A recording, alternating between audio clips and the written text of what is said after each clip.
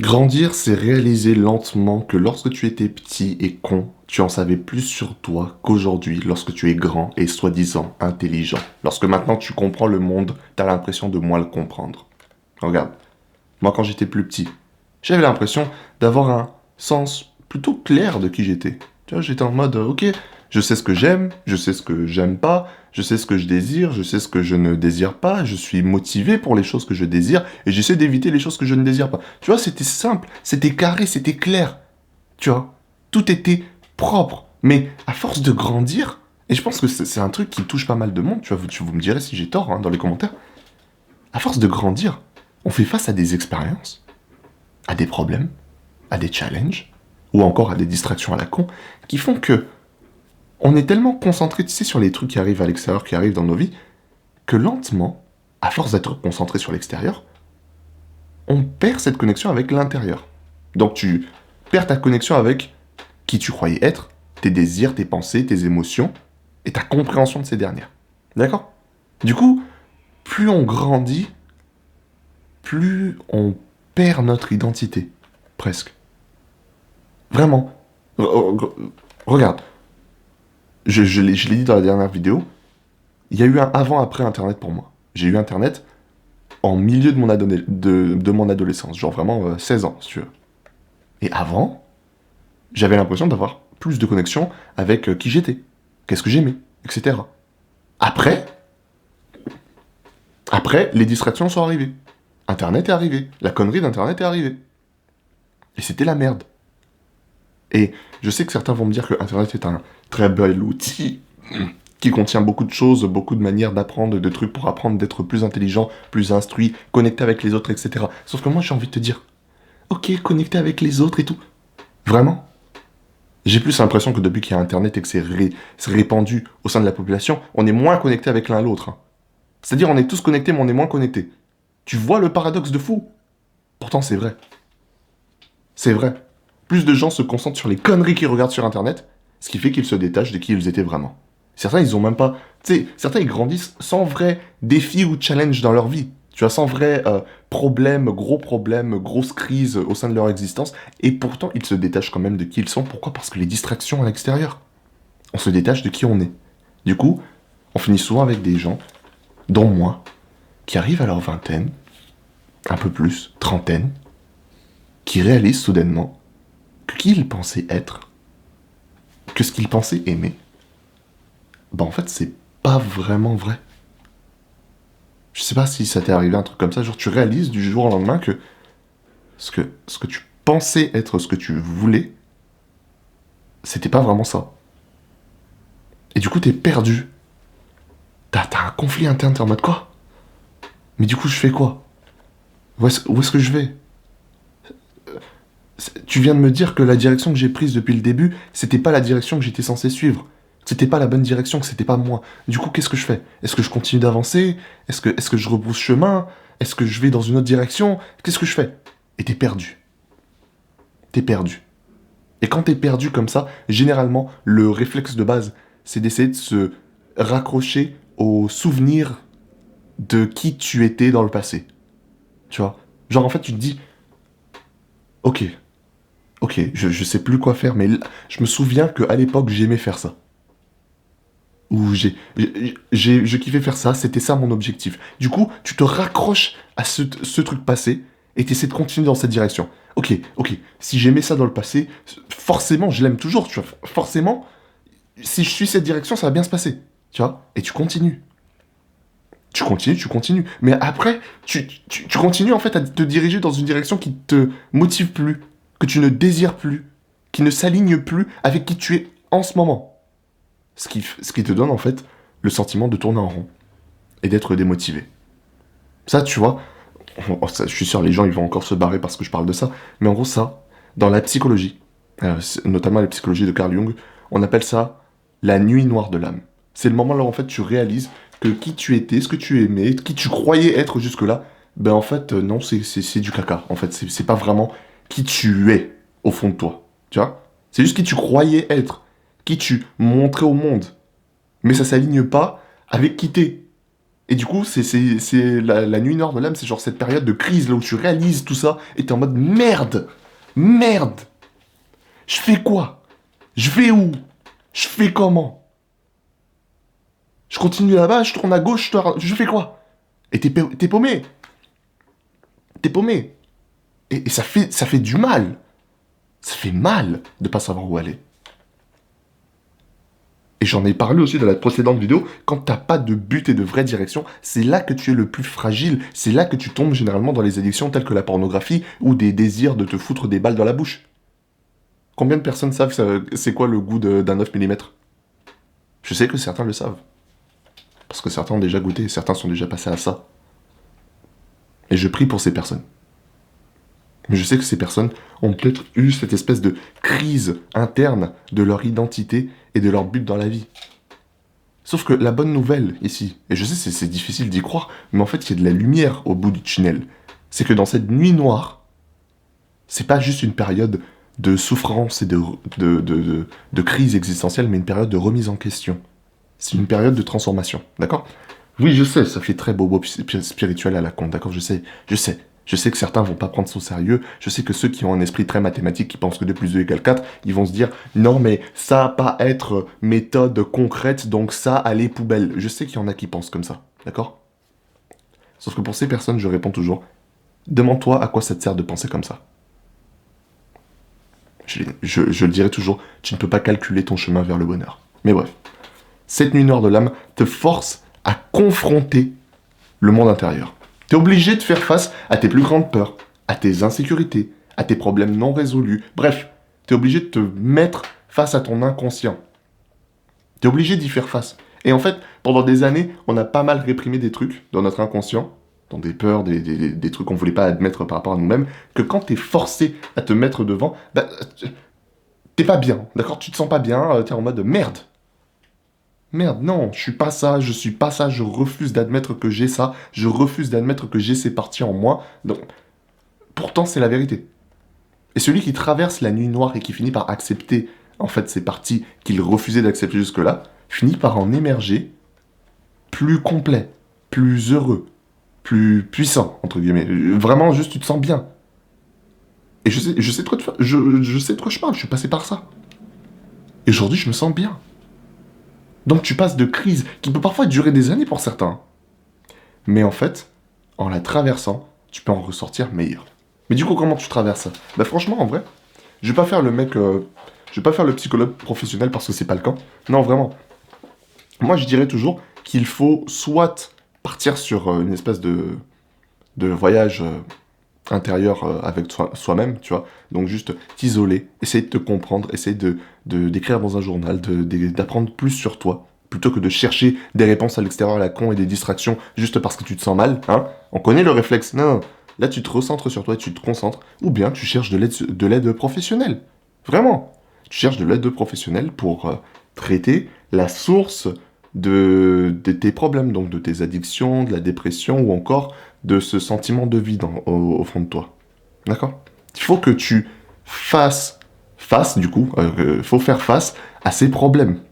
Faut pas continuer de fuir. D'accord? Faut arrêter de fuir. Et pour arrêter de fuir, ce que moi je préconise, généralement, c'est un principe qu'on appelle le shadow work. J'en ai pas encore fait une vidéo précise, mais ça va arriver. Et en gros, le shadow work, c'est quoi? C'est justement le fait, au travers d'un journal, plus précisément, d'affronter ces parties internes de toi que tu refusais d'accepter. Donc des désirs que tu as réprimés, des émotions que tu as réprimées, des peurs que tu as réprimées et que tu refusais d'accepter jusque-là. Là, en fait, ce que tu fais, c'est que tu les confrontes et que plutôt que de les jeter à la poubelle, ce qui n'est pas possible, hein, tu peux pas te débarrasser des trucs qui font partie de toi, tu les acceptes et tu les intègres à ta personnalité. Alors, l'autre jour, t'as quelqu'un qui m'a dit « Mais moi, j'ai passé ma vie à réprimer ma timidité. Du coup, qu'est-ce que je dois faire? Est-ce que je dois accepter ma timidité et redevenir une merde qui se fait bully ?» Non. En fait, quand tu intègres des parties de toi, tu acceptes qu'elles existent et tu acceptes que tu peux être timide. Mais quand tu sais que c'est là, t'es moins la pute de ce truc. C'est toi qui tiens la laisse. Quand tu sais pas que c'est là, un mec il peut venir te poignarder dans le dos si tu sais pas qu'il est là. D'accord? Pourtant, si tu sais que le mec il est dans le coin de la pièce et que tu peux bien le voir, ça va être difficile pour lui de te foutre un coup en traître. Tu vois le processus? C'est aussi simple que ça. Quand tu acceptes que quelque chose est là, même si ça fait chier, tu obtiens le contrôle sur cette chose. Tu obtiens le contrôle total sur ce que cette chose pourrait faire dans ta vie. Parce que c'est ça en fait. Les choses que tu réprimes peuvent ressurgir inconsciemment et ruiner tes relations, ruiner ta vie, sans même que tu t'en rendes compte, généralement, parce que tu les réprimes. Vraiment. C'est même pas une blague. Quand on vous dit que le déni c'est quelque chose de puissant, le déni c'est quelque chose de tellement puissant que ton propre cerveau peut te faire oublier des trucs juste parce que tu ne veux pas accepter une réalité ou une vérité. Tu ne peux pas avoir tort tant que tu ne veux pas accepter d'avoir tort. C'est ça qu'il faut comprendre.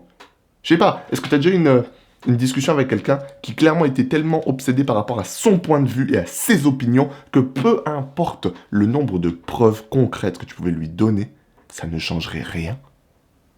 Tu pourrais lui donner toutes les preuves qui pointent sur le fait que c'est quelqu'un d'égoïste, ça ne changerait rien. Parce que tant qu'il ne croit pas être égoïste et tant qu'il n'accepte pas cette partie de lui, peu importe qui va venir lui parler, comment on va lui parler, les preuves que tu vas lui fournir, cette personne ne va tout simplement pas accepter qu'elle est égoïste.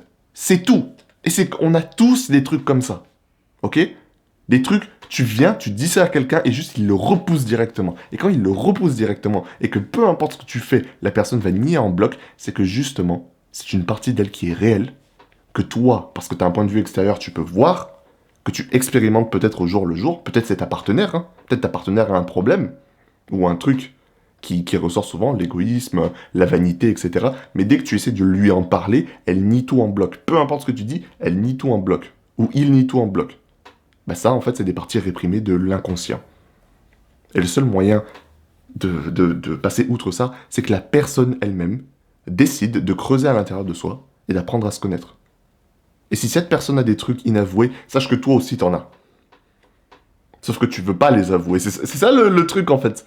C'est vraiment marrant, en fait, comme principe. On refuse d'admettre des trucs de merde sur nous parce qu'en fait, on est trop matrixé par le fait d'être parfait aux yeux de la société. Sauf qu'on s'en bat les couilles de ça. Arrêtez de porter des masques, les mecs. On s'en bat les couilles. Ok, peut-être que t'es un peu un connard au fond de toi, mais que tu refuses de l'admettre. Mais c'est pas grave, autant accepter, tu vas faire le travail sur toi-même pour accepter le fait que t'as des parties connards. Comme ça, t'as un contrôle sur ces parties. Plutôt que de juste refuser, vivre dans le déni, et de temps en temps t'agis comme un connard sans le faire exprès, et soudainement tu blesses quelqu'un. C'est pas ça qu'on veut. On veut pas blesser les gens autour de nous par maladresse ou par manque de contrôle. Non, on veut savoir exactement quels sont nos problèmes. Comme ça, c'est plus facile de gérer ces problèmes. Et c'est là toute la philosophie, toute la psychologie autour de Carl Jung. Ok? C'est se connaître, connaître ses forces, ses faiblesses, connaître ses peurs, ses désirs et les accepter. Peu importe qui ils sont, peu importe d'où ils viennent. Parce que quand tu les acceptes, tu crées un équilibre dans ton cerveau, un équilibre dans ton être. Et quand tu es équilibré dans ton être, il n'y a plus de problème dans ta vie. Tu ne peux pas avoir de problème parce que tu as atteint l'équilibre, tu es bien. Tu te connais. Et donc tu sais qui tu es. Tu n'es plus paumé. Tu n'es plus en mode qui suis-je. Parce que tu as fait le travail. Et le travail, il était casse-couille. Et il sera casse-couille si tu l'as pas encore fait. Mais tu l'as fait quand même.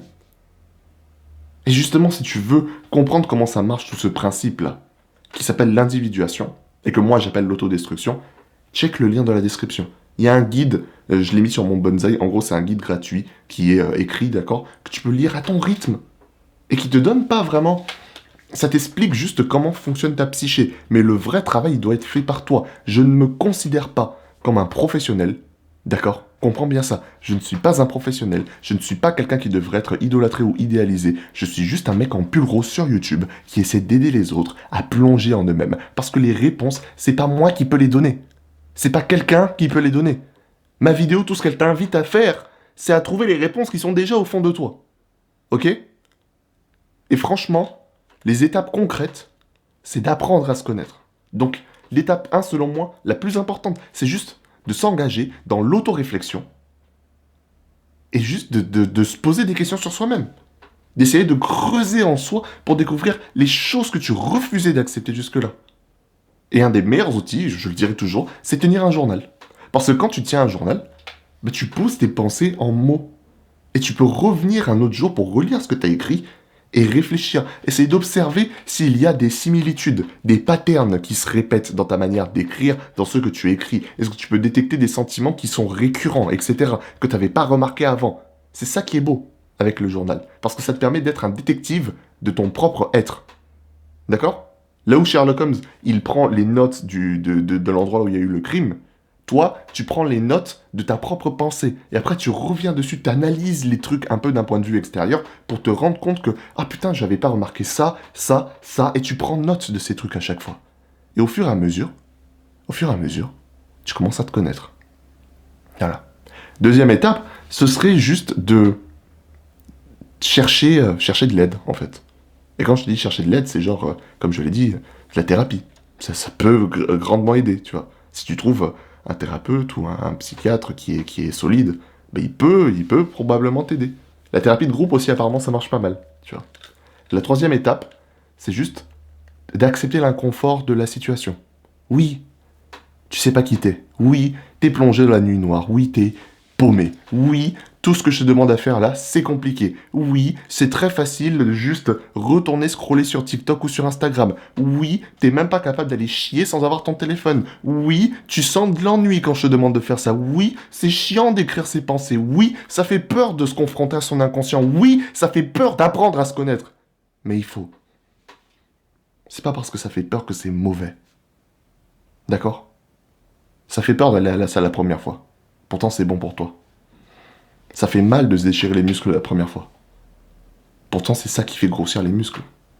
Ça fait mal de tomber à vélo. Pourtant, c'est ça qui te permet de plus tomber après.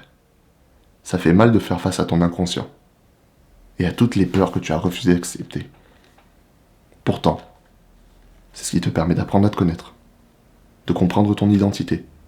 De trouver ce que tu veux faire. D'arrêter d'être perdu. Et d'atteindre l'équilibre. Et au travers de tout ce processus, Carl Jung explique que l'objectif final, c'est d'atteindre ce qu'on appelle le soi. Et le soi, c'est qui tu es vraiment. Ou plutôt, qui tu étais destiné à être depuis le début. C'est celui que tu étais lorsque tu étais petit. Et qu'il n'y avait pas de problème dans ta vie. Et que tu ne te faisais pas réprimander. C'est celui que tu étais quand tu es né. Et que tu étais juste naturellement ça. Avant la répression de sentiments. Avant les réprimandes de papa-maman qui t'ont traumatisé. Avant la gifle de ton daron ce jour-là. Qui tu étais dès ta naissance. Ton soi authentique. Aujourd'hui, il est perdu, il est coincé là à l'intérieur. Et il faut épeler les couches de l'oignon, qui est ta personne, pour retrouver qui tu étais. Ça fait peur. Et les oignons, tu vois, ça fait pleurer. Mais c'est important d'épeler chaque couche une par une pour atteindre la vérité. Donc, si tu as envie de me dire que c'est pas concret, que c'est du spiritualisme à la con, c'est pas grave. De toute façon, ça fait 18 minutes que je suis en train de déblatérer devant cette caméra. Je suis quasiment sûr que la majorité des gens, ils auront pas regardé jusque-là. C'est pas grave. Moi, tout ce que je dis, c'est que tu as besoin d'une touche de spiritualité, entre guillemets, dans la vie, pour être heureux. Parce que le bonheur, encore une fois, c'est pas rigide. C'est pas 2 plus 2 égale 4. Le bonheur, ça pourrait être 2 plus 1 égale 396. C'est pas rigide. C'est pas calculable, c'est pas quantifiable, ça ne fonctionne pas comme ça. Tu vas me dire, les hormones, tout ça, si je m'injecte de l'hormone, du coup, je serai heureux et tout. D'accord. Mais ce qui génère les hormones du bonheur chez quelqu'un ne peut pas probablement générer ces mêmes hormones chez quelqu'un d'autre. Donc frérot, écoute-moi bien. Si aujourd'hui tu te sens perdu par rapport à ton identité et que tu vis constamment accroché à ce que tu aimais dans le passé, tu vas juste tourner en rond comme un chien qui tourne pour attraper sa propre queue. Ça ne sert à rien. Ce que tu dois faire, c'est faire face à la difficulté et à te trouver actuellement. Ne vis pas selon qui tu étais hier, car celui que tu étais hier n'est plus qui tu es aujourd'hui. Et celui que tu es aujourd'hui demande que à être découvert. Et pour le découvrir, va falloir que tu fasses le taf. Dans tous les cas, si tu as aimé cette vidéo, n'hésite pas à t'abonner, à check le lien dans la description, mais aussi à check cette vidéo. Je suis sûr qu'elle pourra t'aider. Sur ce, continue d'avancer, jusqu'à ce que tes ennemis soient détruits. Des bisous.